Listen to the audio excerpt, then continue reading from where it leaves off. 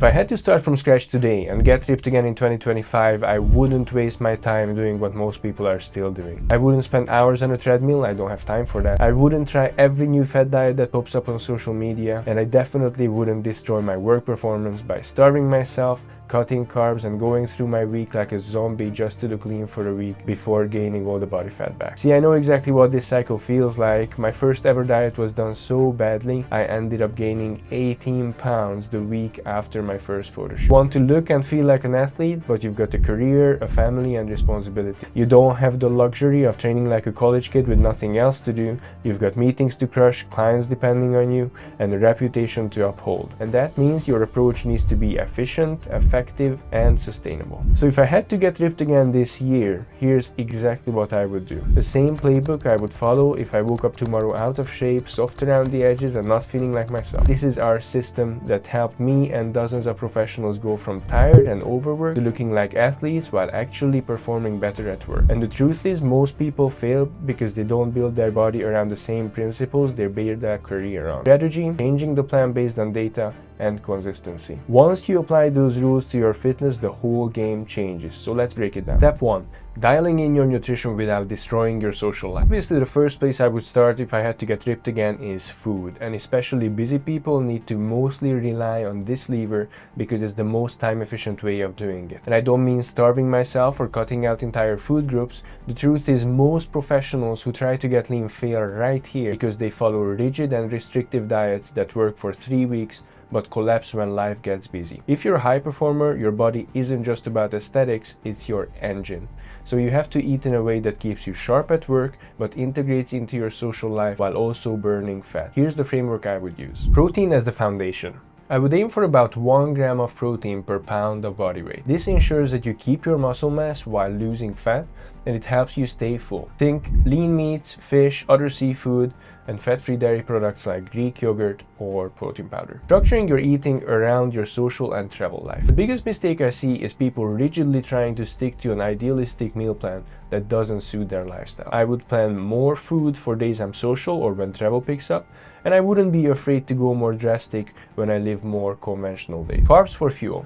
Carbs aren't the enemy as long as you use them strategically, more around training for better recovery and performance, and before sleep to improve sleep quality. Consistency over hacks. Instead of chasing keto 1 month and intermittent fasting the next, I would stick to a repeatable routine, and I would even rotate 2, 3, 4 core breakfast, lunch and dinner options during the week, so eating with intention becomes automatic. By doing this, I wouldn't just get lean, but I would also get focused, stay sharp in my work while cutting body fat without spending much time on it. Most people miss this. They chase short-term diets instead of building a nutrition system that suits their lives. Step 2. Training like an athlete instead of a bodybuilder. If I had to rebuild my body from scratch, I would train to look and move like an athlete. That means blending strength, conditioning, and performance. Here's what it actually looks like. 3 to 4 full body sessions per week. Instead of doing chest on Monday, back on Tuesday, legs on Wednesday, I would focus on full body sessions that hit everything. This maximizes results while saving you time. Strength first. Each workout would prioritize compound movements. Lower body presses, hinges, upper body presses, and pulls. The kind of stuff that makes you strong and hits multiple muscle groups at the same time. 30% allocated to accessories. This is where I would hit weak points and joint health. Think smaller muscle groups like delts and arms, moving your spine, core work, and corrective exercises. Nothing fancy, just movements that mobilize and prevent injuries. Conditioning finishers. If you don't have time to do hours of cardio per week but want to live longer, these will be key.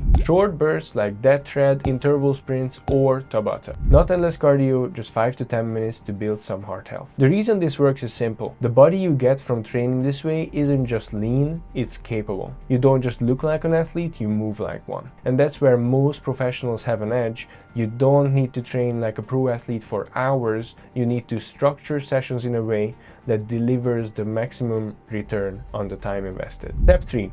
Recovery as the big multiplier. If I had to get ripped again, I would make recovery one of my secret weapons, because let's be honest, if you're in your 30s or 40s, you're not indestructible like you were at 21. You've got stress from work, family responsibilities, and less stress tolerance remaining for training. So if you don't take recovery seriously, your progress stalls. Here's what I would do. Sleep as the foundation. If you cannot invest endless hours into it, you have to nail sleep quality at least. That means keeping the room cold and dark, supplementing with magnesium biglycinate, and actually setting a sleep schedule the same way you would set a meeting. Active recovery. Walking above 7,000 steps a day and getting some movement in whenever it's possible. On calls, at your desk, or while watching TV. Lastly, stress management. Breathwork, meditation, journaling, or even just 5 minutes of stillness during the day. High stress equals high cortisol, which makes fat loss harder. Recovery is not the thing you do when you have time. Instead, it's a multiplier on all your effort. If training is the spark, recovery is the oxygen. Step 4. Shifting identity from trying to being. The fourth step is the one that makes everything sustainable. If I had to do it again, I would focus on shifting my identity, because the truth is nobody gets ripped by accident and nobody stays ripped by relying on motivation. Instead of saying I'm trying to eat healthy, it becomes I am the kind of person that uses food for fuel. Instead of saying I need to work out,